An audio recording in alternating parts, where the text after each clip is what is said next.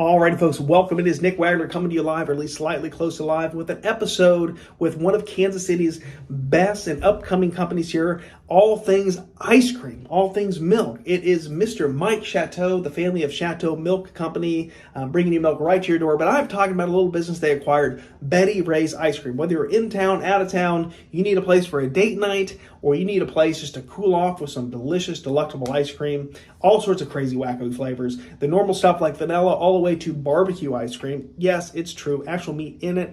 You either love it or you hate it. But I had a chance to sit down and really talk to the visionary himself, and just why are the lines always now, I would almost say half a mile to a mile outside your store for people that want your ice cream. What makes it so great? What are you doing different in the culture that you're creating there? So enjoy it. Come on in. It's a great episode. And remember, this is a ridiculous show, so subscribe to the YouTube channel if you have a chance, and I would be forever humbled there. So much growth heading south, heading west.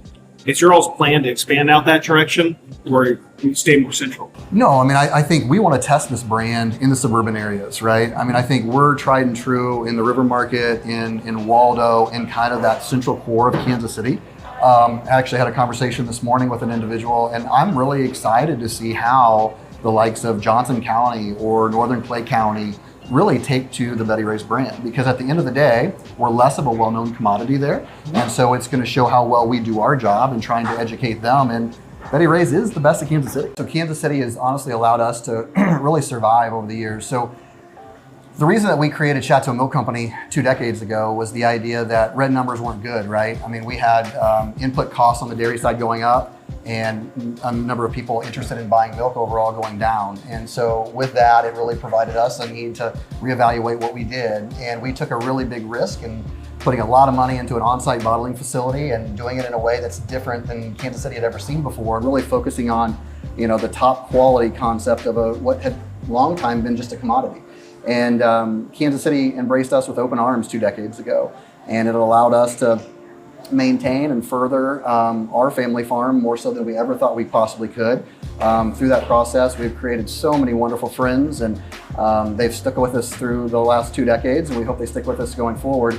And that's what allows us to believe that acquiring another brand that's even outside of our normal name convention will be successful too, because we know Kansas City and Kansas Cityans, as you mentioned earlier about, cult followings and everything else.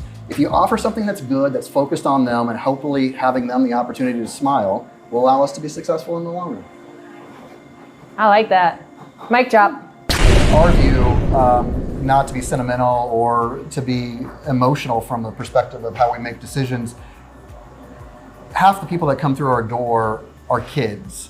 And as a guy that has 3 children at home, I don't ever want to take away the ability for them to enjoy something that is about childhood. So nice. Oh my God, this is such a side of Matt that I've never, ever. But it's true. It's true. He has emotions. And we don't want to ever price ourselves out of being an option for anybody. And so with that, we don't have any desire to increase prices to control supply. Our number one goal is how do we make more, how do we make the line move faster, how do we serve more people. Part of the experience though, I think as your date night, you're like, okay, I get to talk to whoever I'm on this date with for an hour in some cases, I think, right? Well, the last time I had you in line, it was a good 30, 45 minutes, right? I mean, that's because you're a good business owner. You kept letting people cut us because you didn't want to lose the customer. True story. He was like seeing when people were like going to the end, deciding not to stay, and then grabbing them, being like, nope, you can go right ahead.